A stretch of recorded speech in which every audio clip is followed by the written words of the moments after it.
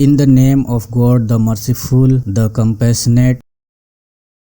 Sahih Bukhari, Volume 1, Book number 3, number 122. Narrated Zarir Raziallahu Ta'ala Anhu. The Prophet, peace be upon him, said to me during Hazrat al-Wida, "Let the people keep quiet and listen." Then he said, addressing the people, "Do not become infidels, revert to disbeliefs after me by striking the necks, cutting the throats of one another, killing each other." Sahih al-Bukhari, Volume 1, Book number 3, number 123. Narrated Saeed bin Zubair Raziallahu Ta'ala Anhu. I said to Ibn Abbas Raziallahu Ta'ala Anhu, Nauf al-Bakali claims that Moses, the companion of Khadir, was not the Moses of Bani Israel, but he was another Moses. Ibn Abbas Raziallahu Ta'ala Anhu remarked that the enemy of Allah, Nauf, was liar. Sahih al-Bukhari, Volume 1, Book number 3, number 124. Narrated Ubay bin Ka'b Raziallahu Ta'ala Anhu. The Prophet, peace be upon him, said, once the Prophet Moses stood up and addressed Bani Israel. He was asked, "Who is the most learned man amongst the people?" He said, "I am the most learned." Allah admonished Moses as he did not attribute absolute knowledge to him Allah. So Allah inspired to him, "At the junction of my two seas, there is a slave amongst my slave who is more learned than you."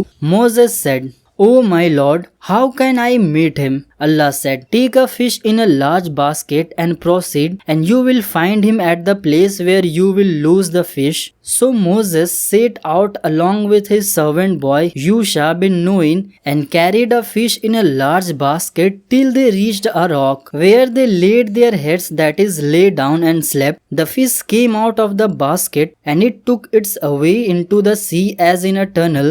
So it was an amazing thing for both Moses and his servant boy. They proceeded for the rest of the night and the following day. When the day broke, Moses said to his servant boy, "Bring us our early meal. No doubt we have suffered much fatigue in this journey." Moses did not get tired till he passed the place about which he was told. There the servant boy told Moses, "Do you remember when we betook ourselves to the rock? I indeed forgot the fish." Moses remarked, "That is what we have been seeking." So they went back, retracing their footsteps till they reached the rock. There they saw a man covered with a garment, or covering himself with his own garment. Moses greeted him. Al-Khadir replied, saying, "How do you people greet each other in your land?" Moses said, "I am Moses." He asked, "The Moses of Bani Israel?" Moses replied in the affirmative and added, "May I follow you so that you teach me of that knowledge which you have been taught?" Al-Khadir replied, "Verily, you will not be able to remain patient with me, O Moses. I have some of the knowledge of Allah which He has taught me, and which you do not know, while you have some knowledge which Allah had taught you which I don't know." Moses said, "Allah willing, you will find me patient, and I will not disobey you in aught." So both of them set out walking along the seashore, as they did not have a boat. In the meantime, a boat passes by them. They requested the crew of the boat to take them on board. The crew recognized Al-Khadir and took them on board without fear. Then a sparrow came out and stood on the edge of the boat, or dipped its beak once or twice in the sea. Al-Khadir said, "O Moses, my knowledge and your knowledge have not decreased Allah's knowledge, except as much as this sparrow had decreased the water of the sea with its beak." Al-Khadir went to one of the planks of the boat and plucked it out. Moses said, "These people gave us free lift, but you have broken their boat and scalded it so as to drown its people." Al-Khadir replied, "Didn't I tell you that you will not be able to remain patient with me? Didn't I tell you that you will not be able to remain patient with me?"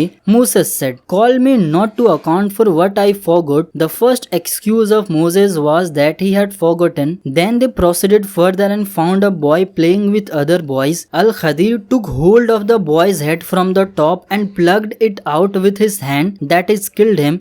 Moses said, Have you killed an innocent soul who has killed none? Al-Khadir replied, Did I not tell you that you cannot remain patient with me? Did I not tell you that you cannot remain patient with me? Then they both proceeded till when they came to the people of a town, they asked them for food, but they refused to entertain them. Then they found there a wall on the point of collapsing. Al-Khadir repaired it with his own hands.